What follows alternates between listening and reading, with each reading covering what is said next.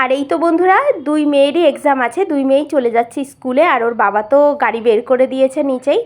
ওরা দুই বোন যে উঠে পড়বে, ওর বাবার সাথে চলে যাবে স্কুল। তো সবাইকে জানাই শুভ সকাল, গুড মর্নিং। কেমন আছেন বন্ধুরা? আশা রাখছি খুব ভালো আছেন, আর আমরাও ভীষণ ভালো আছি। নতুন একটি ভিডিওতে সবাইকে অনেক স্বাগত আর অনেক অনেক ভালোবাসা। আজ হচ্ছে বুধবার, আর এখন ঠিক বাজে কিন্তু 10টা 10, কারণ আমার মেয়েদের পরীক্ষা 11টা থেকে। তো তারপর পুজোটা দেওয়া হয়ে গেলে খাওয়া দাওয়া করে নিয়েছিলাম, রুটি তরকারি আর চা। তারপর কী করলাম, আমার হাজব্যান্ড বললো বাজারে যাচ্ছি, তা আমি বললাম তাহলে যাও। আর ছাদে আমি একদিন আগেই তো ছাদটা পরিষ্কার করেছি, কিন্তু রাতের বেলায় আমি জানি না কাদের কাদের মানে ওখানে হচ্ছে ঝড় বা বৃষ্টি হয়েছে। আমাদের এই বনগাঁতে কিন্তু মাঝরাত্রে প্রচণ্ড পরিমাণে মানে বুধবার মঙ্গলবার ভোরবেলায় কিন্তু প্রচণ্ড পরিমাণে বৃষ্টি আর এই ঝড় হয়েছিল। এর জন্য কিন্তু আবার ছাদটা একটু নোংরা হয়ে গেছিলো। তাই ভাবলাম সকালবেলায় আমার হাজব্যান্ড যেহেতু মানে বাজার করতে চলে গেছে, আর আমারও বেশ অনেকটা কাজ হয়ে গেছে, কারণ ঘরবাড়ি কিছুদিন আগেই তো সব পরিষ্কার করেছি, 1-2 দিন আগে তো এত কাজ নেই। তাহলে আমি ছাদটা পরিষ্কার করি, কারণ বন্ধুরা আমার ছাদে তো রোজই যাওয়া লাগে 3-4 বার করে। একবার হচ্ছে আপনার তুলসীতলায় পুজো দিতে যাই, আর তারপরেও হচ্ছে জামা কাপড় মেলতে যাই, গাছে জল দিতে যাই। তো ছাদটা পরিষ্কার না থাকলে কি ভালো লাগে? তার জন্য না।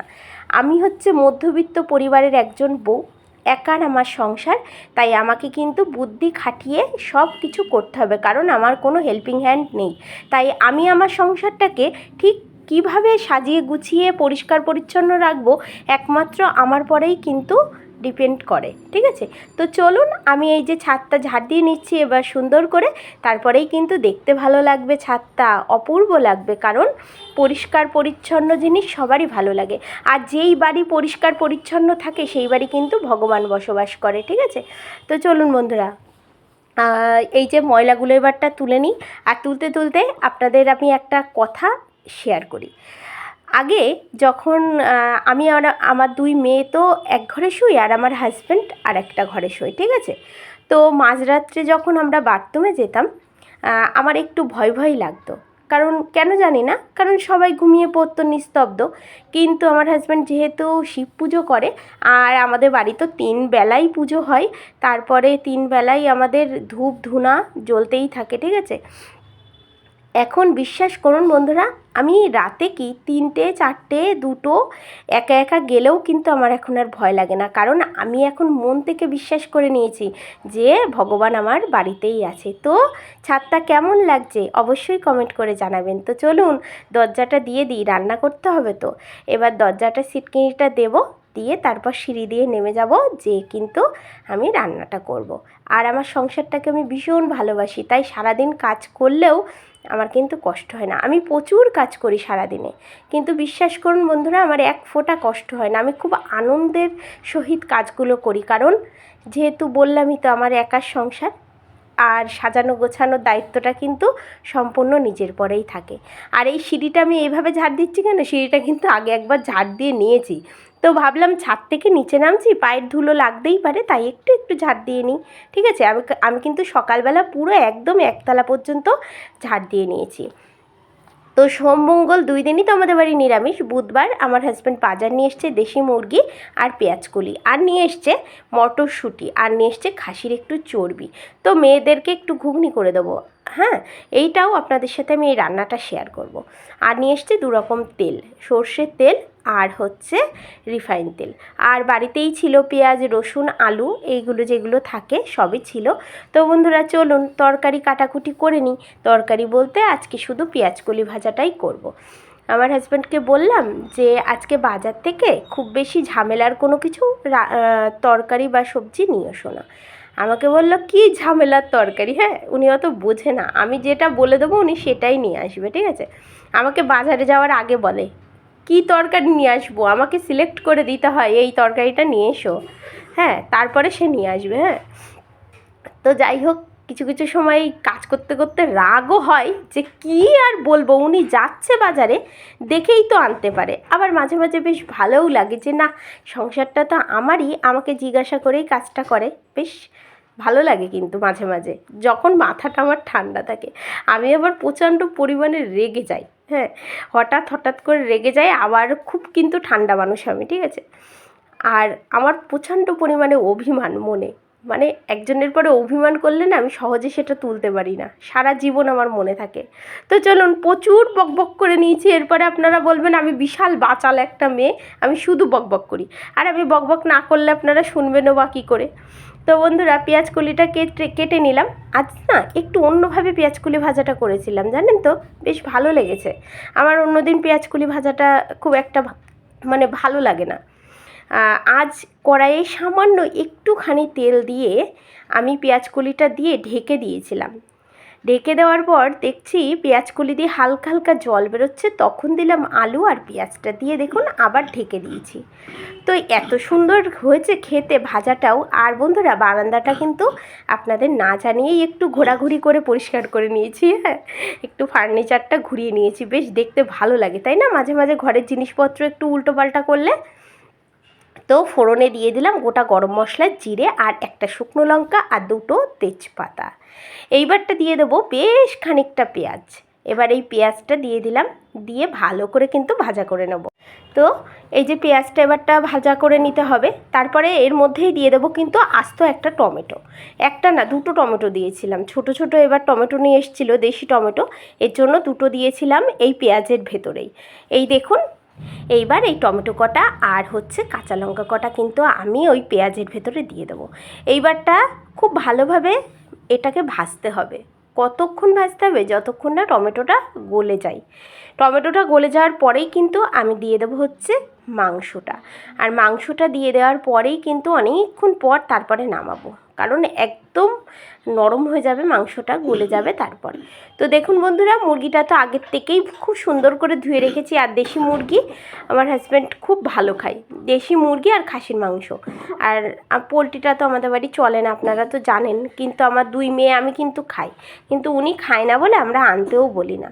তো বন্ধুরা, এই দেখুন এবারটা নাড়া দিচ্ছি এবার সুন্দর করে, তারপরে কিন্তু আমাকে ঢেকে দিতে হবে। আর ঢেকে না দিলে কিন্তু মাংসটা গলবে না, মানে সেদ্ধ হবে না। এই যে দিয়ে দিচ্ছি হচ্ছে লবণ, ঠিক আছে, সুন্দর করে দিয়ে দিলাম লবণ, হ্যাঁ।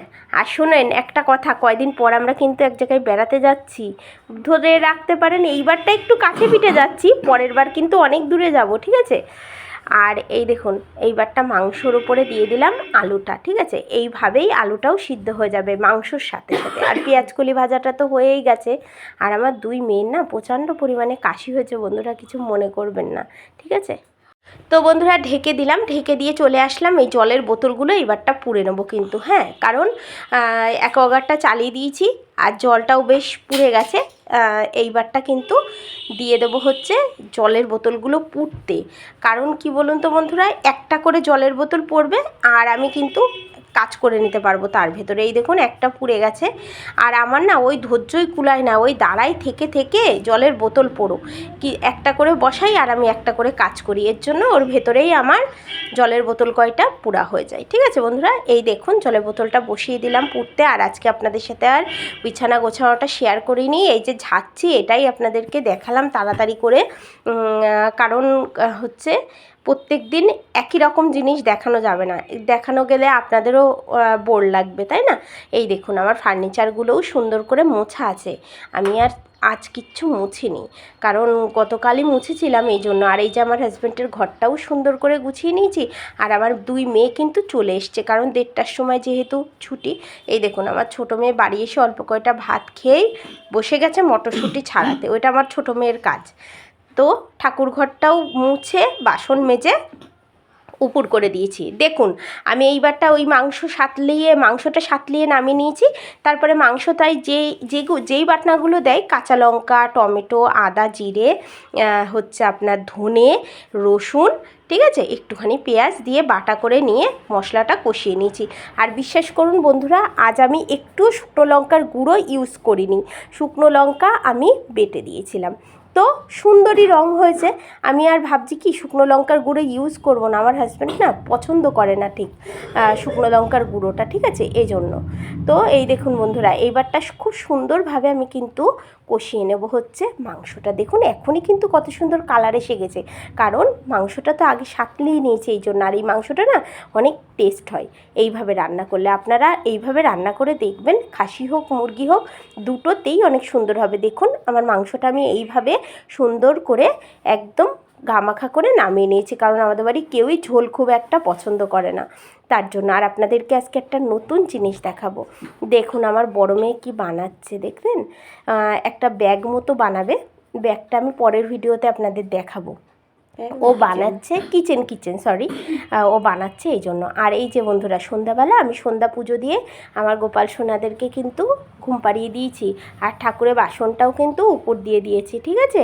তাই শুভ সন্ধ্যা এখন আর নেই, এই যে রাত হয়ে গেছে, ঠিক আছে। রাতে এই দেখুন ভাত বসিয়ে দিয়েছি। আজকে আমরা খাবো ভাত, কারণ মাংস হয়েছে, আমরা সবাই আজকে ভাত খাবো। আর আমার হাজব্যান্ড যেহেতু রুটি খায় না, আমি আমার দুই মেয়েই রুটি খাই। 3 মেয়ে বলছি কেন, 2 মেয়েই রুটি খাই।